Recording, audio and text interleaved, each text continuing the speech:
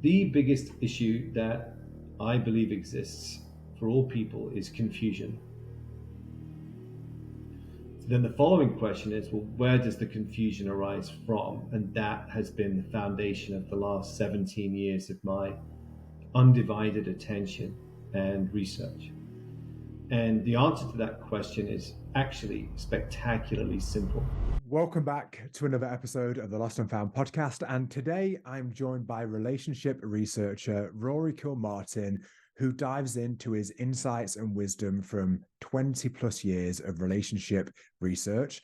And one of the areas of study and the insights that Rory shares is all about archetypal relationships and how there are four inherent archetypes that we are all born with, and how very often we end up marrying or entering into a relationship with someone that has the opposite archetype, and some of the dysfunction that this can bring up, where we feel this sense of confusion around how our partner might be showing up in a way that's completely different to us, and some of the tension and some of the dysfunction that can arise by not actually understanding that is inherently their archetypal nature and how they are meant to be.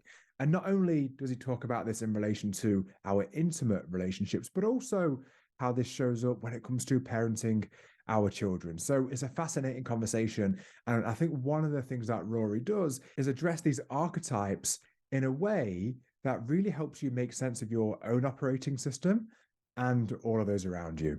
I hope you love this podcast. Now, before we dive into it, if you could take 2 seconds just to hit the subscribe button, it really helps out the channel and means a whole lot to me. So thank you so much for being here, and I really hope you love this conversation. Rory Kilmartin, thank you so much for being here. You're so welcome. Thank you for inviting me. So we met about 7 years ago at one of Peter Sage's events. Yeah. It's great to have you on, and some of the things that I learned from your work on relationships then, which I've implemented into my life. But I know since then, your work in relationship research has evolved and come along, and that was the main reason I kind of wanted to get you on the podcast, because it feels like, to some extent, relationships are a little bit of a shit show at the minute, and it seems like there's a lot of issues that I don't know if they're exacerbated by kind of modern dating approaches. But I just wanted to get all of your wisdom and insights to share with the audience. Well, I'm absolutely thrilled. And for anybody that's listening or watching, it's a pleasure to meet you and connect with you. And I hope this is valuable to you. Sabri, I'm instantly daunted by the idea of having to explain what's happening in the modern dating and relationship marketplace. I specialize in making sense of human beings. And for those of you that don't know me, I've been researching relationships and fascinated really since I was 12. I remember being fascinated by reading about divorce statistics in the newspaper when I was 15. One of my favorite TV shows as a kid was Home Improvement with Tim Allen.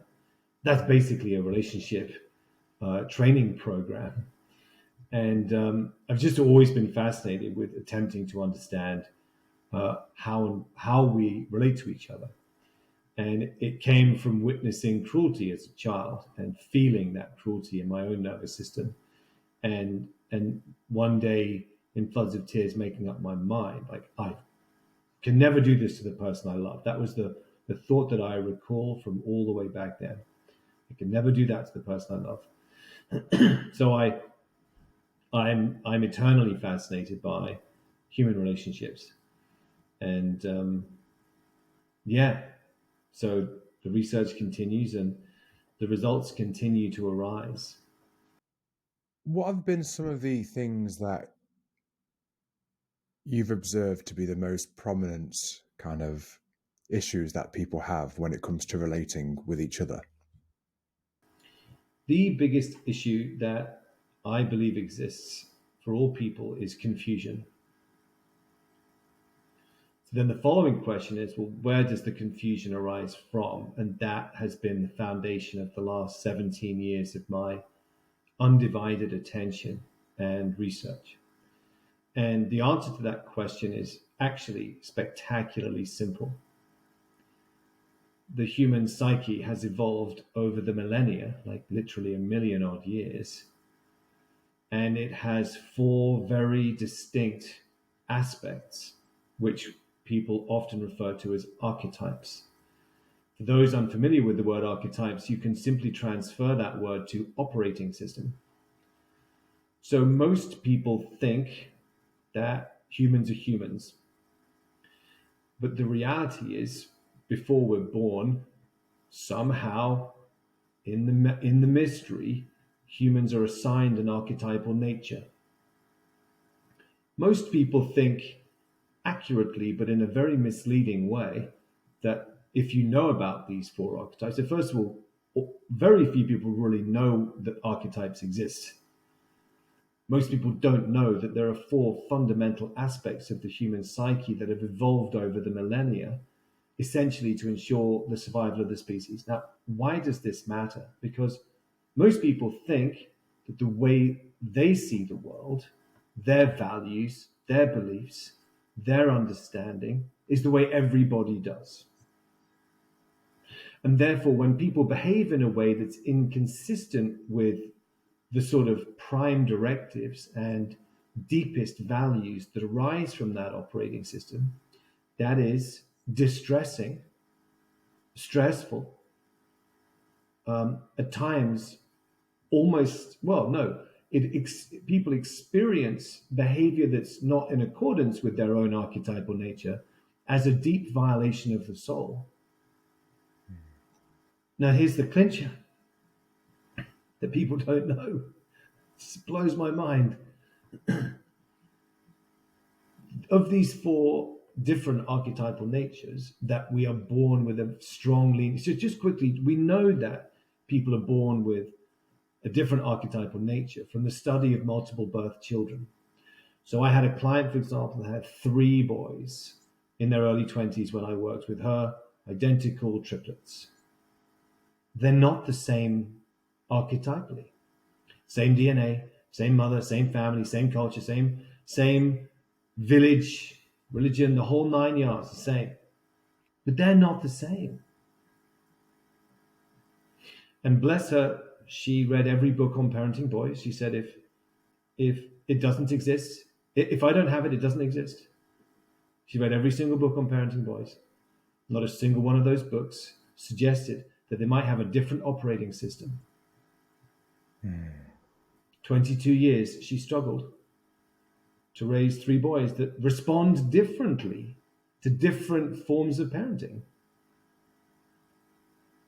And she wept, actually, with joy and grief at the same time, that she finally figured out what no one had told her. But at the same time, she'd gone through such a struggle because she just wanted to be a great mum. Like most good mums just want to be a great mum. So, okay, so here's the clincher. We're not born the same. We're born with different assignments. And we have strong urges to pair bond and commit to long-term committed relationships with somebody that not only is not the same archetype as us, but actually is the exact opposite. So of these four, two of them are directly opposite to each other, and the other two are directly oppositional to each other. When people fall in love, those differences are hugely attractive. So one of these archetypes I call the imbalanced archetypes, like the gorilla, to keep it simple, just like Aesop wrote fables 600 BC using animal names, the fox and the lion and the crow, to explain the human psyche. I do something similar. So the gorilla likes to be organized, likes details, looks into the future, thinks about things in a way that other people do not. They like to be in charge because they naturally think like they're in charge, and they can see what needs to be done, and they like to make plans, and they want everything to work for everybody, and they're mostly well-meaning people, and they're strongly attracted to people who want to live in the moment, who don't have much direction and don't have much organization. They don't read their bank statements, and on some deep level, the people who like to be organized and look into the future are very attracted to people that I call foxes. The foxes want to live in the moment. They're in the magician realm. The gorillas are in the sovereign realm. So gorillas and foxes are hugely attracted to each other. And guess what, Sabri? They marry all the time. They marry all the time. And the fox thinks, wow, I get to share my gift of humor and comedy and adventure and creativity and living in the moment and bringing laughter. And this person laughs at me. And that's where that bonding arises. Okay, fast forward 2 years. The falling in love biochemicals have fallen off. They've committed. Maybe they've gotten married. Maybe they're engaged. Maybe they're pregnant. Maybe they have a child. Maybe they're living under the same roof. And they see the world completely differently. It's a totally different world view. Totally. So then what arises is humans project their archetypal value system onto all other humans. So the gorilla says, okay, we're going to make a plan. It's very important we do this. You're going to do that? And the fox is like, because foxes cannot be told what to do. They can't be told what to do. They always need to experience choice. And the reason is because freedom is the most important thing for them. Now, for the gorillas, freedom, schmeedom, they don't care. They want workability for the village. That's the most important thing. Your freedom is irrelevant. We need to make sure there's grain in the barn for winter. Otherwise, the village will die. And foxes think that their partner who loves them, when they say, hey, just put it over there, there's a normal instruction that partners give each other when they're trying to make things work. The foxes hear that as evil. They literally hear it like this is an authoritarian demand that's impinging my freedom and robbing me of my self-agency, and I cannot abide by your dictate. And all someone said is, hey, can you just put it over there?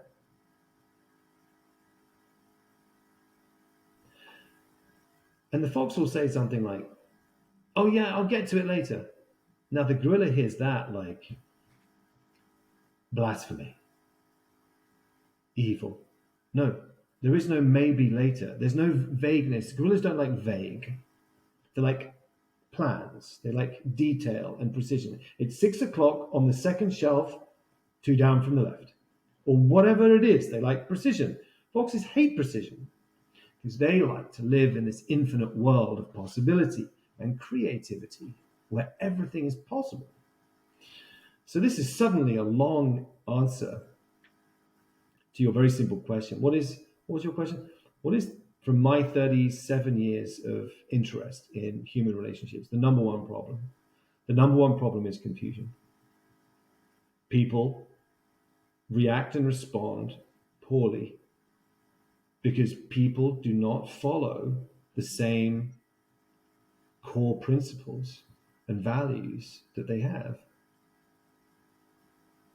I could talk. I talk about this for days. So, well, you want to keep going? I could keep going. Just a quick one for 30 seconds. I really hope you're loving this episode. And if you enjoy conversations like this around self-exploration, diving into some of the deeper meanings of life and what it is to be human, then I would like to invite you to a group call that I host every single Thursday completely for free. It's called Finding Freedom. And in those conversations, we dive into different themes and topics around consciousness, spirituality, why we show up the way that we do, some of the difficulties that we can experience whilst on this spiritual path or this path of deeper exploration. So if that calls out to you, hit the link in the description or the show notes and you can register to join that call. And it's just a beautiful space for like-minded people to get together and share some of this journey of self-exploration. All right, that's it from me. Let's get back into it. So those core principles, do you believe that these are the kind of characteristics that we literally are born with, or do you think they're developmental, or do you think it's some of both? Is it nature? Is it nurture? Is it a combination of the two, where these characteristics almost ingrain more and more so as we get older?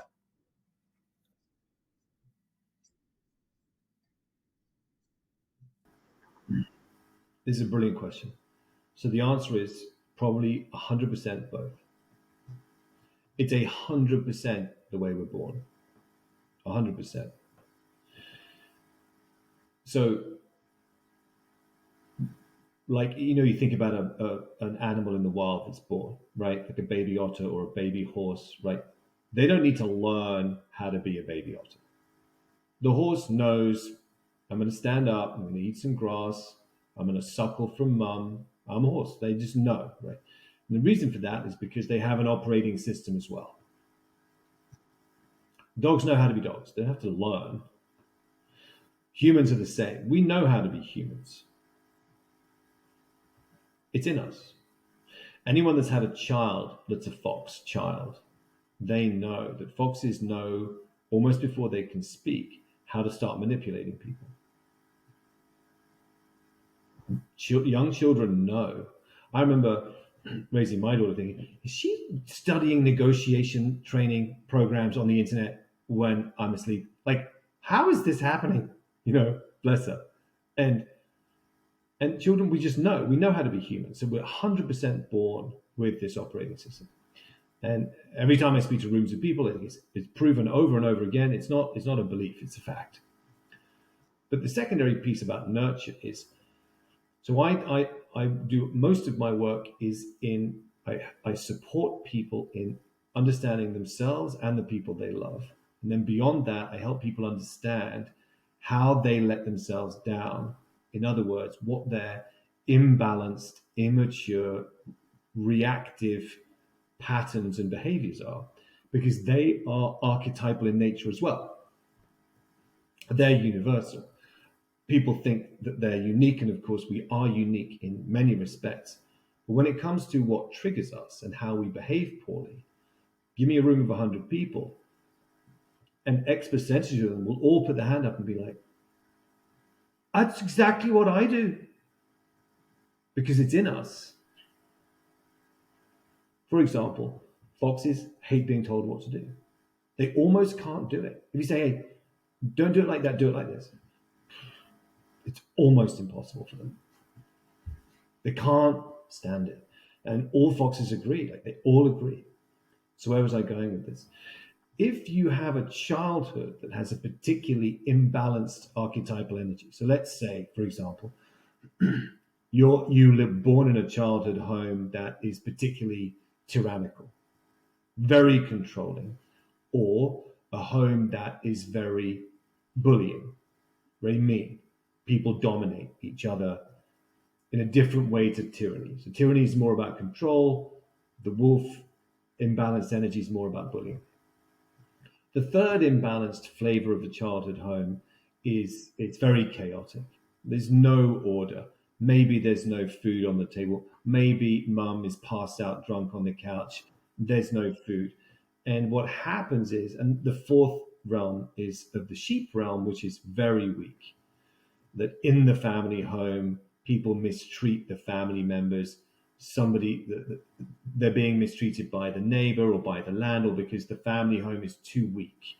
And the children see weakness as a corrupting energy, and that brings stuff up. So what happens in our childhood is, if this is your nurture question, if we are born into a family that is very controlling, there is a tyrant in the house and they have a monopoly on anger, and it's very dangerous to make mistakes. What happens is the survival reactive nature of the fox archetype rises up.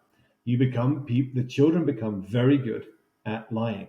Very good at saying, no, it wasn't me, no, I didn't know, it wasn't, it was Billy. Because it's just too dangerous. It's too dangerous to tell the truth. So in our childhood homes, we become very cunning, very manipulative, very clever with words, very quick to distract, delete, distort, deny, dodge, duck, the terror of tyranny. If you're born in a home that's particularly bullying, what arises in people is the sheep survival nature, which is very appeasing, placating, constantly thinking about the other people, constantly thinking, what can I do to avoid the anger outbursts? Always thinking about everybody else but themselves. And just to go round, if you're born in a very chaotic home with no boundaries, very sort of hedonistic style, easygoing home, what often rises up in children is this guerrilla urge to get organized. Someone's got to be the parent, and the child has these involuntary. So humans have these involuntary urges to react in an oppositional way to the imbalance. And that's the nurture side of archetypal wisdom. It's like what arises for us. So then we kind of end up in adulthood and we have the archetypal nature we were born with. And then depending on the imbalanced nature of our home, we have our how we survived the particular imbalance of our home, if there was one. And then there's some interesting information about what we do professionally. And there's a few other pieces of the puzzle that we have in our methodology that helps people understand why we are the way we are. And this is the miracle of the work we do, because once you understand why you are the way you are, well, you have an absolute chance of explaining yourself and navigating yourself in relationships. The second thing, of course, is you make sense of the key people in your life. Like if you are married or in a committed relationship, if you don't understand the archetypal nature of your partner, there's a very high chance that their behavior is going to be very difficult for you when there's an issue. So when there's a little breakdown, when there's a little trouble, money, sex, housework, whatever it is, just disappointment, normal disappointment and frustration, each archetype handles those things completely differently. So back again, what's the number one problem? Number one, it's not arguments over money. It's not infidelity. It's not laziness.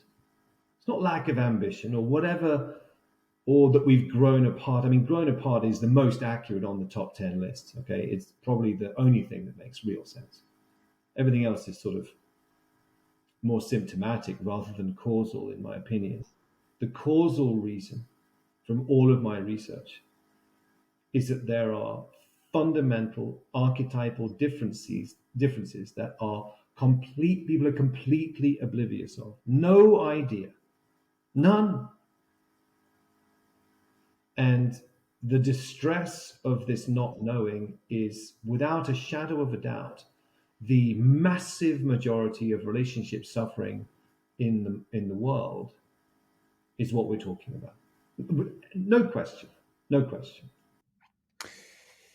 So let's say we backtrack a little bit before we get into a relationship, before we deal with understanding others and the confusion of understanding others. With what you were saying there about there's an archetypal nature, but then let's say someone is in a house where maybe some of their archetypal nature is very much suppressed. So if a child is the fox archetype and the parent is a gorilla archetype, it seems as though that child that might then grow up almost really rejecting or abandoning certain aspects of their own archetypal nature, where they feel like that isn't allowed to exist, it's not allowed to show up. And I imagine that can lead to feeling a lot of shame and confusion around who they are and who they're allowed to be. And yeah, before we even get into the relationships with, an intimate partner, I feel like that confusion that someone feels around who they are in themselves could be really prominent off the back of that. Absolutely. So there are some sort of level one. So the level one is, I'm born a sheep, a gentle child, sensitive, emotions, caring, considerate, and the imbalanced energy in the home is the wolfy bullying type energy, and that promotes more sheepy behavior. That's sort of level one in 4 directions. So a fox is born playful, creative, cheeky, rascalist energy. But there's a very tyrant, dominating, controlling energy that does not promote freedom. That creates more foxy energy, and I could go around the other 2. That's kind of level 1 variation. Where it gets slightly more complicated, which is what you're describing, is I spoke to a man the other day, bless him, been struggling for a very long time, really struggling. And within a 2 hour talk that I gave, he came up to me after and said, "You've explained everything I've been dealing with my whole life." He was shaking, big man, shaking. I said, "Talk me through it." He said, "I know I'm a natural gorilla, and my father, who's still alive, totally dominates that realm. No one can be in that sovereign gorilla realm," meaning he's purely a gorilla, imbalanced gorilla father. I said, "I've never been able to be who I am. And I survived my childhood by going from what I have as this gorilla realm up here into sheep. I've been a sheep my whole life, and I've never felt myself. I've never felt like I'm in the right. I've never felt centered. I've never felt like I'm in the right thing." He couldn't find the words. He said, "You've explained it to me." And he's been searching for answers. And it makes sense. He was, so there's this other variable. Let's say someone's born a wolf cub. They like conflict. They speak up, first into the dark cupboard. No real concern about the parents getting upset with them. And they're born in a home where there's a strong wolf warrior energy that celebrates strength, celebrates that energy, and they nurture that. Like in an ideal world, like a strong man raising a strong boy to become a strong man. That's amazing. That young man's going to feel phenomenal. Not like the man I just described. Now, you imagine a wolf cub born into a home where the dominant wolf energy is the only person that gets to express that energy in the home. And any type of speaking up, any type of strength is strongly dealt with. Well, that wolf cub is going to really struggle. Just like that man in his 50s that realized he was born a gorilla and was never allowed to be. So this is like now another variation of nurture. So in the work I do, I take people through a process in our methodology that allows people to find the various pieces that help you make sense of your archetypal journey. Like, well, here I am at whatever age I am. And I've either been attempting to survive this since my childhood, because the problem is these survival strategies are in the archetypal natures. They're in all of us before we're born. Humans don't need to learn how to survive tyrant energy. It's in us. You have to be quick. You have to duck and dive, be quick with excuses, quick with distractions. You don't tell the truth, and you got to be cunning, like a fox. Cunning Mr. Fox. Humans know how to deal with bullying energy. You become very appeasing, very placating, very careful. So we already know how to do it because it's in us. But these ways that we survive the imbalanced energy in our childhoods, we then take that with us into our adult lives, and at an early age, we convince ourselves this is how you live your life. This is how you win at life. And this is where problems in adult life can really be explained. Because these strategies were only designed for young children to survive their childhood. They're not designed for adults to flourish.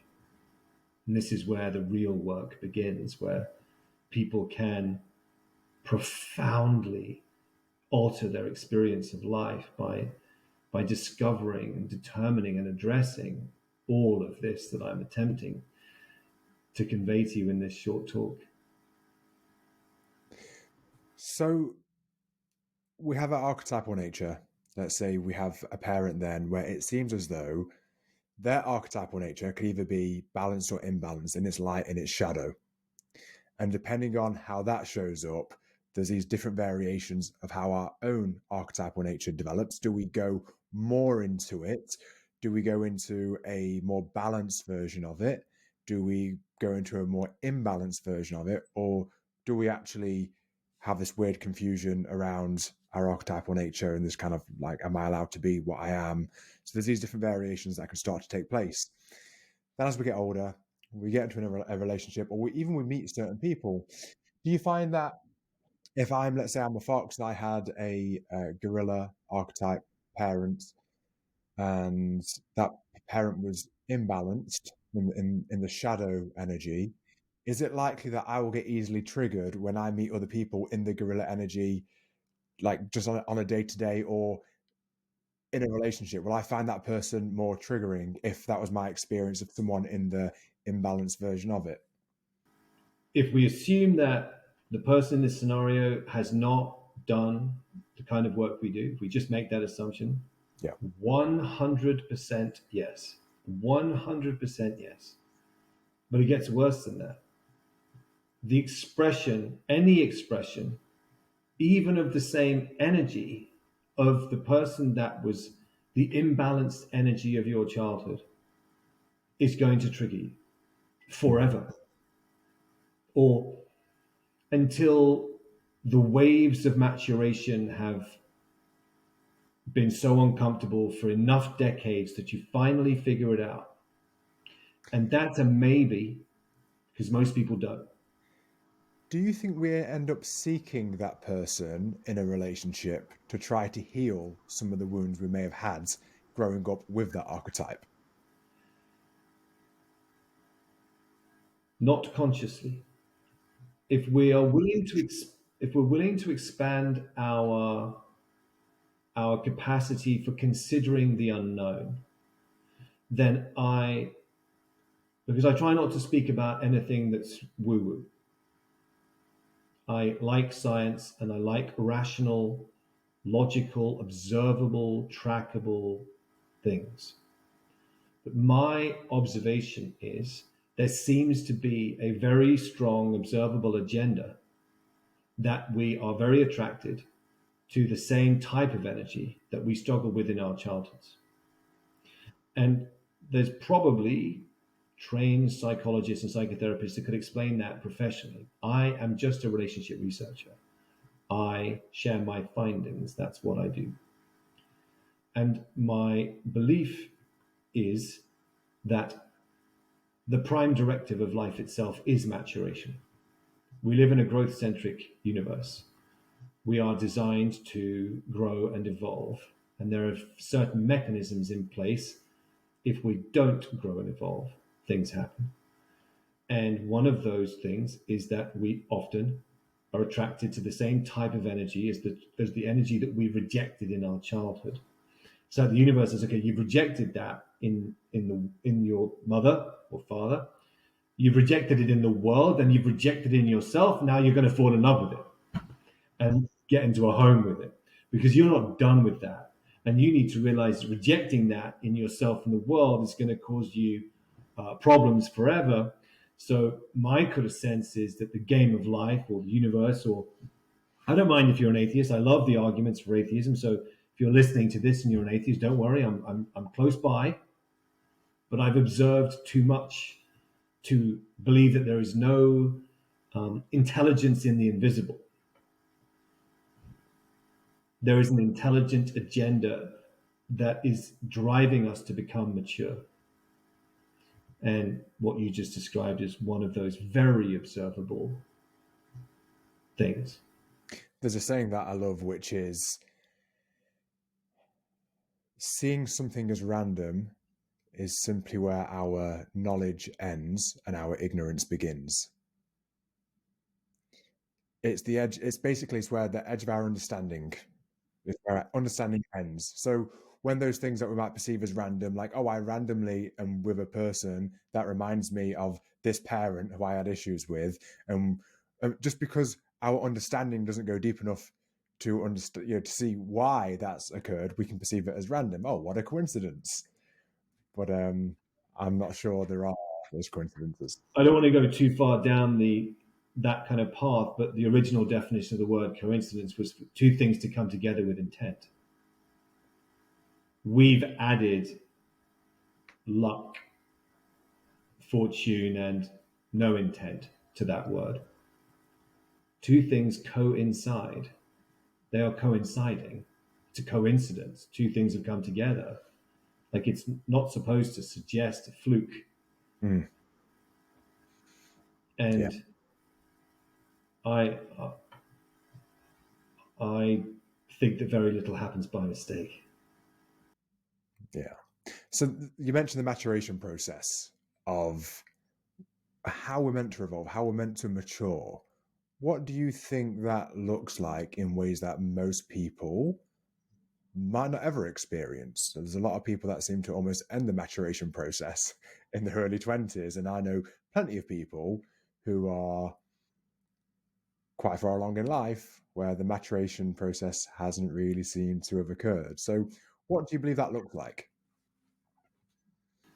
Well, I think one of the ways that I've looked at it that gives me the most peace and is there's been I can't quote the studies, but for a long time now, scientists and behavioral psychologists have done experiments with a whole range of different monkeys and primates, and they put them into a room with quite a big mirror, and that mirror is not against the wall, so you can go behind the mirror. There's a good space behind it, and there's padding on the sides. And in that room, there'll be bananas and balls and maybe some chalk. And there are a number of monkeys that, no matter how many days you put them in that room, no matter how many hours you put them in that room, they never, ever, ever get that it's them in the mirror. Orangutans, chimpanzees, apes, monkeys, elephants, a whole bunch of other animals, doesn't take them long. Oh, that's me. Yeah. I'll eat my banana now. They just get it. And I think that represents humanity as well. Some people, they just don't get that they're involved in their life. Everything is done to them. They don't seem to have any desire for introspection, consideration, responsibility, and it just doesn't seem to register for them. I'm not judging it. You know, for very fleeting moments, I think maybe ignorance is bliss, but I don't agree. It's obviously not. So, what's the question I'm trying to answer? Some people, it just doesn't register.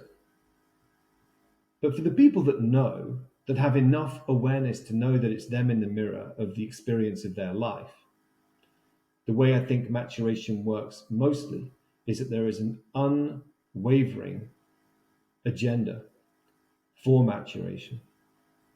It is the prime directive of the human experience. It was explained to me, a very wise man a long time ago, that your soul and whatever word you want to give to this intelligence is made of the same stuff. And they are in collaboration, and they have a mutual agenda, which is to bring about your evolution, to make the greatest version of you that's possible in this lifetime, just of you, not in comparison to anybody else. The greatest version of you available in this lifetime is the agenda. Not greatest as in money, houses, businesses, wives, none of that. Just of your level of awareness. And then the follow-on question is, okay, what's the number one medium by which this agenda carries out growth? It's breakdowns, it's challenge, it's struggle, it's difficulty, it's divorce, it's your children not wanting to speak to you, it's bankruptcy, it's ill health. I believe that our experience, like, I don't believe that this is an AI experience. But at the same time, I kind of can believe that it is, because I keep observing these universal patterns. And one of them is we're meant to keep growing. And it's growth by challenge. So the number one thing that I think any person can do is understand that this is a growth centric experience, that the name of the game is to gather awareness. Just keep gathering awareness. That's the game. It's an infinite game till your final breath. And Yeah, and I think then and then just to finish, and then to have the older you get, I think you have a more positive relationship to the breakdowns. It's like it's just a breakdown. There's some awareness for me to get. Whee! And then that's it. yeah, I think the more we have those as well, the more we can actually reframe our relationship with the breakdowns. We view it in a different way. It's not what we thought it was. It's not necessarily something that's happening to me. I'm not the victim of the thing that's happening. It's something that's happening. And very often I do think it's the regard in which we hold the thing that's occurring that can make the big difference. And I actually believe that's part of the maturation process. You know, if you think when we're young children, not getting to have the sweets or the chocolate might create a massive tantrum. Now, for some adults, that might still happen, and that's okay. But I think the idea is that we're meant to realize actually that isn't that traumatic. And now, as a man of 35, I don't always cry when I can't have my chocolate, just sometimes. It's perfect. Perfect. And you know, I think that's the maturation process, is to realize these things that I always thought were particularly difficult. As I start to reframe my relationship with them, and I believe for me, part of the want of consciousness to expand, my belief when it comes to the soul is that the soul wants to be expressed. That archetypal nature that you mentioned, you know, that thing we're born with on that soul level, I believe it's here to be expressed in its fullest.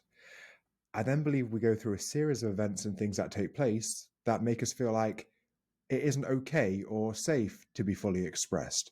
But I believe the maturation process for me is about getting to that place of wholeness, that sense of feeling complete, that sense of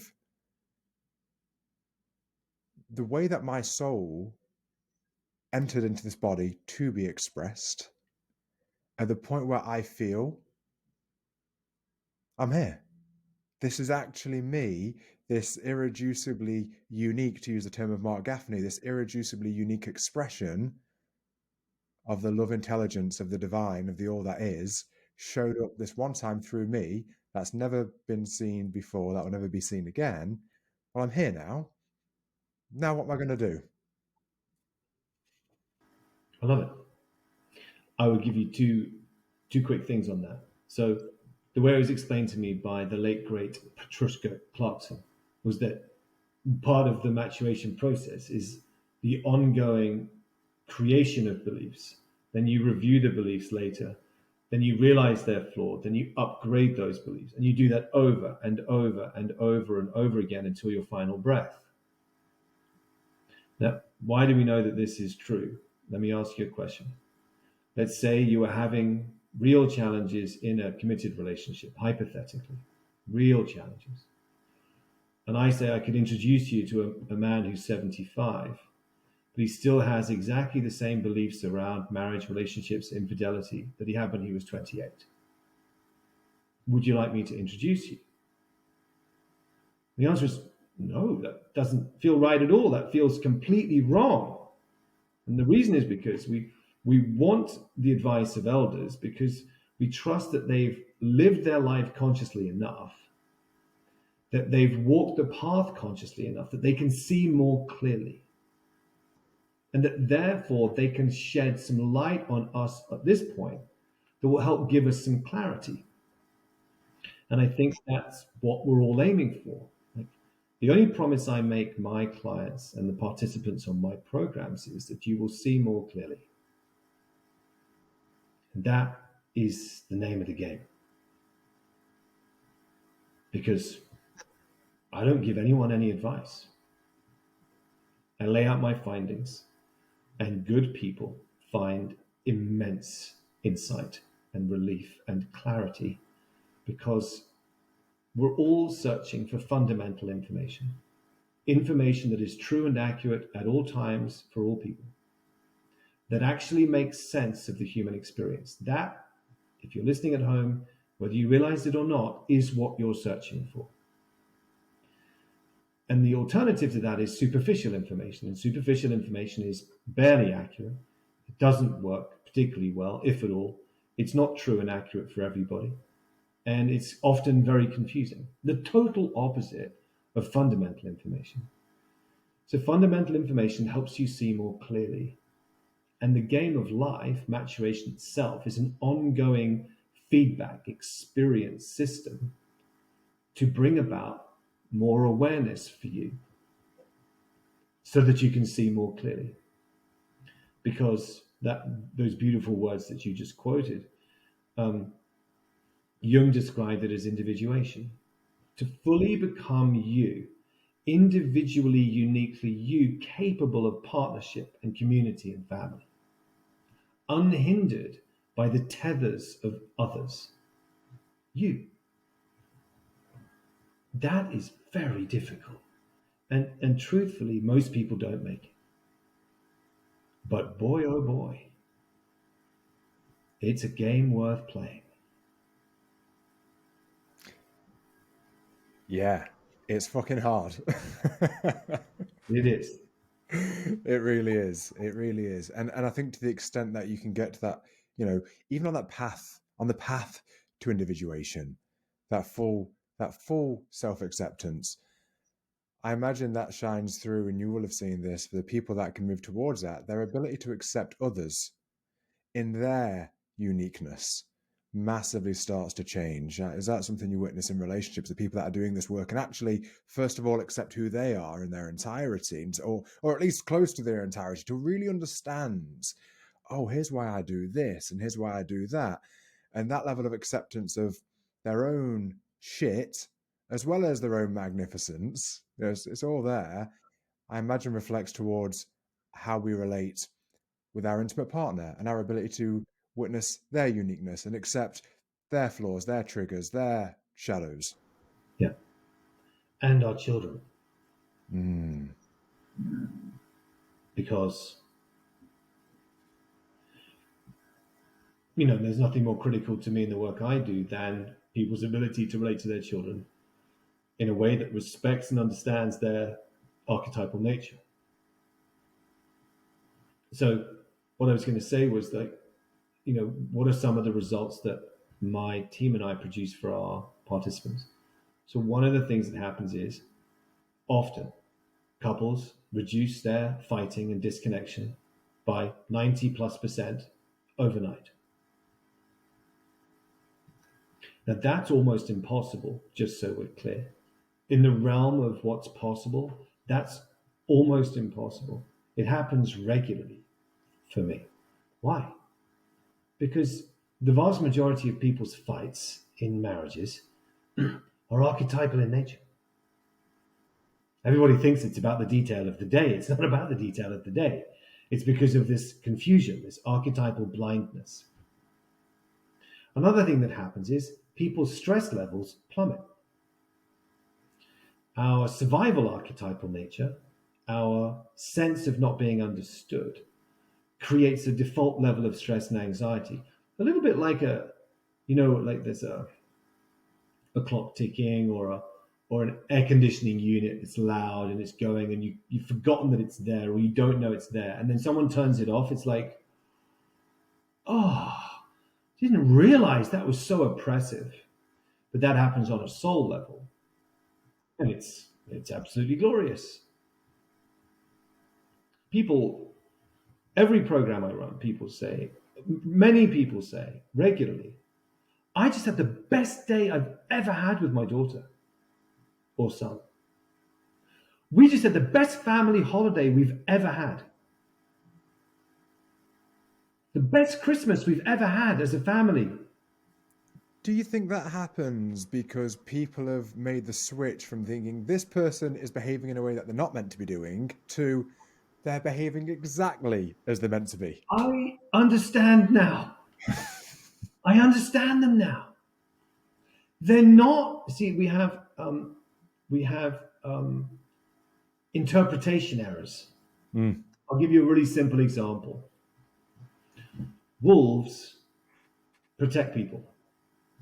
They've been doing it for 1,000,000 years. They'll sacrifice their lives. They'll run into the burning building. They'll go to war. They'll put themselves in harm's way. They've been doing it for 1,000,000 years. So they protect people. But what that means is they have don't cross the road energy inside them. You know what I mean? Like a little child is playing and they're about to run into it. Like don't go run the road. Like it's right there, right on the surface. Because they keep people safe. Now, sheep, the gentle folk, they don't like any conflict. As they can't cope with even the slightest hint that somebody's irritated with me. So when the wolf says, "Hey, I need you to do it like that," just a little bit of heat. Sheep think this is a conscious, known violation of my soul. And everybody knows that any kind of anger or heat is wrong because anger is wrong. And everybody knows anger is wrong. And because you had just a little bit of heat in you, I have to disconnect from you now. Even though I'm a stand for connection and I believe in love, I have to disconnect from you because I'm judging. Oh, by the way, judgment is really wrong. I'm judging you because you expressed a bit of heat. Now, what's really going on, Sabri, is the wolf is just saying, this is important. This is important to me. I'm just adding a bit of urgency, a bit of heat, because I need you to know this is important. Because that's how wolves talk. They talk with a bit of heat when something's important. Or we're on a mission together. We're packing the car for a family holiday.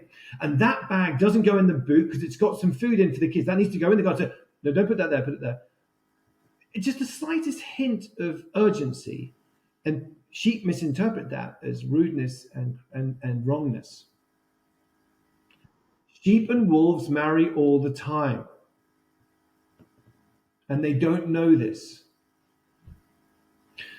And my heart breaks for wolves because they just want everybody to be safe. Nobody ever says thank you for keeping me safe today because it's not obvious. People say thank you for making dinner. People say thank you for doing this. They don't say, hey, thanks for keeping watch for the last few hours while we were out at the pub.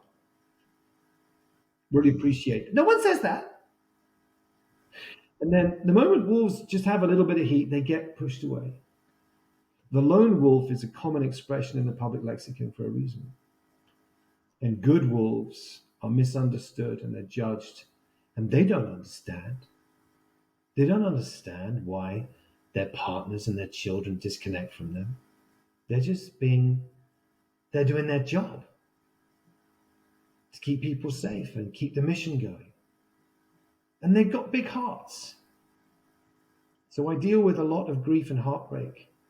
But once you understand all of this, it's magnificent. Although we've touched on the four archetypes, could you give us a quick 2-minute for the listeners that have maybe started to piece it together, but just the four archetypes and very briefly what they look like, who they are. So if people are listening, they can say, that's me, that's my wife, as an example. Or that's me, that's my daughter. Right. I'll do this as quickly as I can. So the gorilla survival archetype is the imbalanced, immature energy of what people think of as the sovereign realm. They like to be in charge. They like to be they like to organize. They are organized. They like detail and precision, and they think about the external world, and they are future focused. They are aware of what's coming down the path before anybody else. And often gorillas get frustrated that nobody else can see what's coming the way they can. But that's part of their gift to the village. The opposite of the gorilla realm is the fox realm.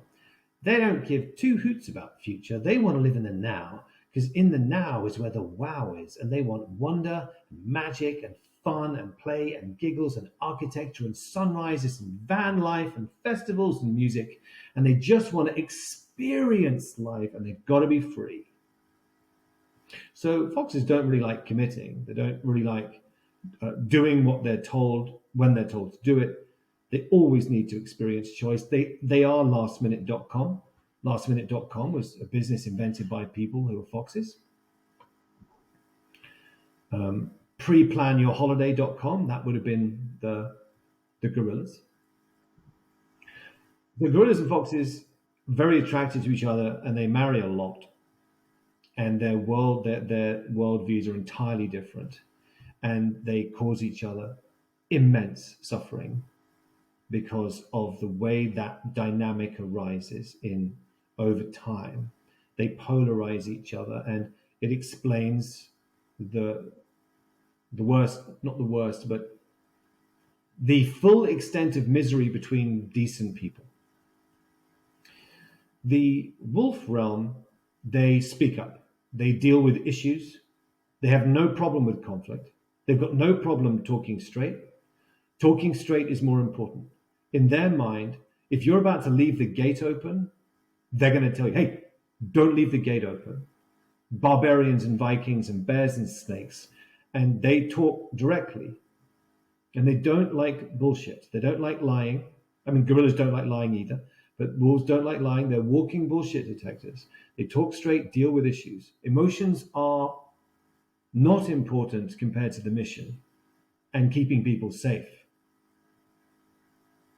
Sheep, they don't like conflict at all. They're the gentle folk. They like connection and kindness and laughter, not laughter like foxes. They like connection and warmth and kindness. They're considerate and they think about everybody else. So sheep and foxes are internal people. The wolves and the gorillas are external people. Sheep and wolves marry all the time. And the wolves get very frustrated because the sheep don't seem to understand urgency. They don't seem to care about getting things done. Wolves need to deal with issues first, then they can relax. Sheep just want to connect and really ideally never deal with the issue. That's what carpets are for. We just sweep it under the carpet and hope it's non-biological and it doesn't lead to a smell. Hopefully it just disappears into dust. Wolves have to deal with issues. They can't not deal with the issue. Sheep can barely deal with the issue. Sheep hate having difficult conversations. So the gorillas and the foxes often pair bond. The wolves and the sheep often pair bond. And if you're listening to this and any of this is ringing a bell for you, do I get to say where you can learn more? Is that appropriate? Absolutely. If you're listening to this and it makes any sense to you and you'd like to know more, come to archetypalrelationships.com. My name is Rory. There's a masterclass on there. You can speak to me or a member of my team. You can find out more and you can find out how you can learn this astonishing, absolutely astonishing information and have it become real in your life. And that's what I do. I help good people make sense of themselves and the people they love in a way that absolutely transforms the most important relationships of their lives and more. That's it. That's what I do. And I love it. I've got the best job in the world. Thank you so much. I think that is an amazing place to wrap this up. Thank you for your time and thank you for sharing. And yeah, for anyone who is listening and wants to find out more, I will add the links in the description and the show notes so people can easily find out where you are and learn more. Yeah, and if you do contact us, please let us know that you found it through the Lost and Found podcast, please, because that'll make me super happy and I'll want to say hello to you. So if you do, mention Sabri, mention the Lost and Found podcast, and that'll be great. I'll do my best to speak to you. All right. Thanks so much, brother. Thank you, Sabri. Such a pleasure. Thank you so much for watching. I hope you loved that conversation with Rory. To find more about his archetypal relationship coaching, please go to the show notes or the description and hit the link to find him there. And if you haven't done yet, please subscribe to this channel and maybe even hit the like button if you got value from this video. And lastly, if you'd like to join me on the group call that I host every single Thursday, the link for that is also in the description below. All right, thank you so much for watching, and I look forward to seeing you on the next one. Try to erase you, that's just a waste of time. Nothing I take can take you out of my mind. Lay in my bed, staring at phone. We made mistakes, I admit I was wrong. Can't take you back, can't wish you gone.